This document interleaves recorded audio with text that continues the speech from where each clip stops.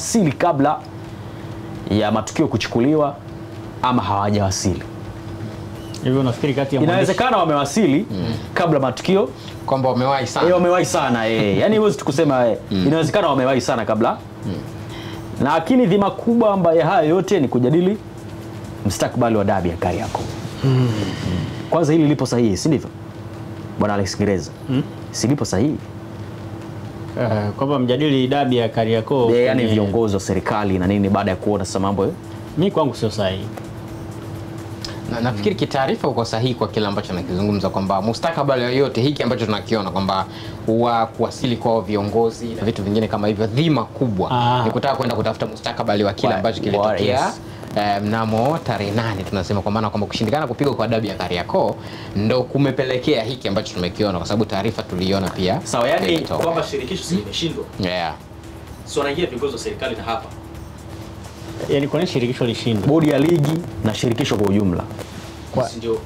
Si ndio walikuwa waamue. Profesa Palamagamba Kabudi. Nimemwona pia katibu Gerson Msigwa. Katibu wa baraza la michezo na msemaji mkuu wa serikali pia. Naye pia yuko pale. Kwamba si shirikisho na bodi ya ligi kwa ujumla wameshindwa.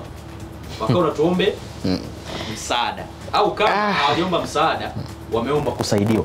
Liko sahihi?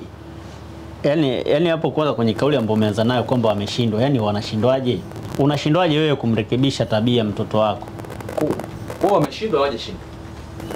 Sasa yani mimi ukisema wameshindwa kidogo unanichanganya, kwa sababu basi kwa scenario basi useme mimi sijasema wameshindwa.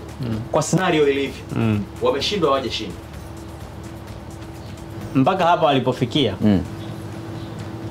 wameshindwa, lakini hiyo ni ishara ya kwamba bado ile nguvu ya kimamlaka haijatumika ipasavyo.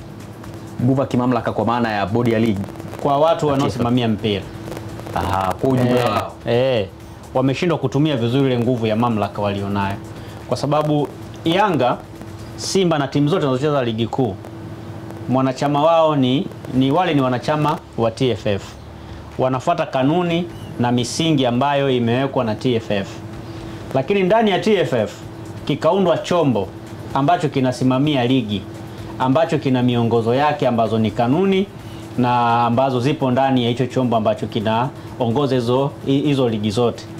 Sasa hao wanachama wote wa TFF wanapaswa kufuata misingi na kanuni ambazo zinasimamiwa na kile chombo ambacho TFF wamekichagua kuiendesha ligi kuu, ambacho ni bodi ya ligi.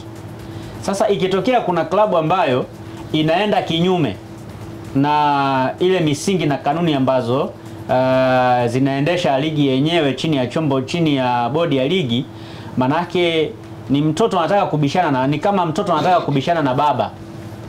Sasa baba ana uwezo wa kumwadhibu kwa njia ambayo yeye anaona ni sahihi.